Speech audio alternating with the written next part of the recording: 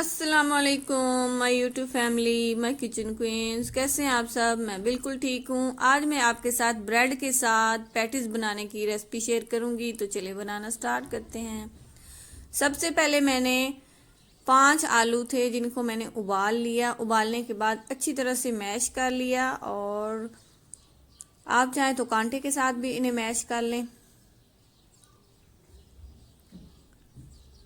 Mash करने के बाद इसमें हम डालेंगे एक दरमियाने साइज की प्याज कटी हुई, और 4 से 5 सब्ज मिर्चें कटी हुई, और थोड़ा सा सब्ज धनिया बारीक कटा हुआ, 1 चम्मच कुटी हुई लाल मिर्च, 1 चम्मच चाट मसाला, और 1 चम्मच इसमें कुटा हुआ खुश्क धनिया पाउडर, 1 चम्मच सुरख मिर्च, और 1 लेमन का जूस शामिल करके तमाम चीज़ों को अच्छी तरह से मिक्स कर लें। बहुत आसान है और बहुत कम वक्त में बन जाने वाली ये रेसिपी है। बहुत मज़ेदार भी होती है।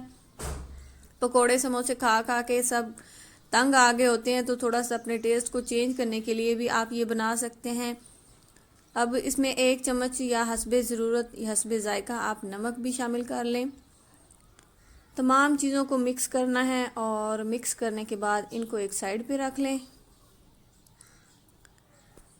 बहुत कम वक्त में बन जाता है, और अगर अफ्तारी में कम वक्त हो तो आप इसे भी बना सकते हैं। इसके बाद हम चटनी तैयार करेंगे। इसके लिए मैंने आधा कप दही लिया है, 2 से 3 सब्ज़ मिर्चें काट के डाल दी हैं, थोड़ा सा पुदीना और थोड़ा सा धनिया डालकर इसको मैं ग्राइंड करके चटनी बना लूँगी। इस चटनी को बना के मैं अलहदा एक बाउल में रख लेती हूँ। तो साथ साथ मैं आपको बताती जाऊँगी कि क्या क्या करना है, कैसे कैसे करना है। वीडियो को पूरा देखा करें, और अगर वीडियो अच्छी लगे तो इसको लाइक और शेयर किया करें। चैनल पे नए हैं तो इसको भी सब्सक्राइब कर लें। इसके बाद हम लेंगे ब्रेड। मेरे पास थोड़ी फुल साइज़ ब्रेड है, अगर आपके पास छोटे साइज़ की हो तो भी वो भी चल जाएगी। जिस साइज़ की आपने बनाने हो उसी साइज़ में आपने इनको कट कर लेना है। मैंने ग्लास की मदद से कट किया है। आपके पास अगर कटर हो तो कटर से कट कर लें। अगर आपने मुझे इंस्टाग्राम, टिकटॉक और फेसबुक पर फॉलो नहीं किया तो वो भी कर लें।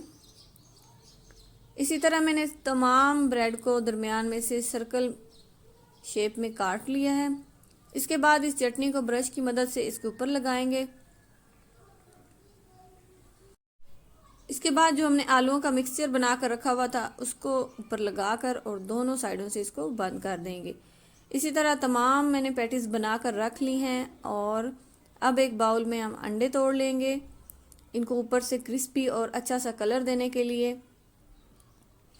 जो हमारे ब्रेड की साइड बच गई थी उनको आप ग्राइंडर में डालकर इस तरह ब्रेड क्रम्स बना लें, जिस तरह मैंने बनाकर प्लेट में साइड पर रखे हुए हैं। ये बनाना बिल्कुल भी मुश्किल नहीं है। अगर आप मुझे कहें, कमेंट करें, तो मैं आपको ये बनाना भी सिखा दूंगी।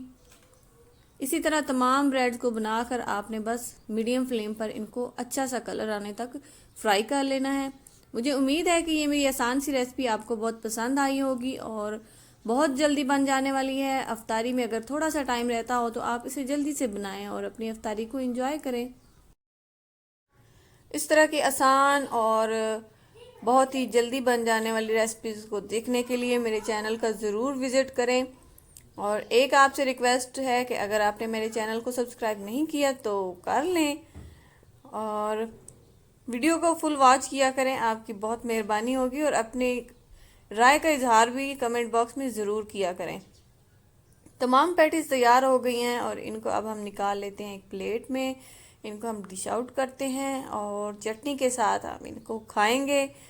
बहुत मज़ेदार बनी थी, सब ने खाई और बहुत इंजॉय किया। आप भी बनाइएगा और अपनी फैमिली के साथ इंजॉय कीजिएगा। मेरी अगली वीडियो के आने तक मेरी तरफ से सब देखने वालों को, चाहने वालों को अल्लाह हाफिज़।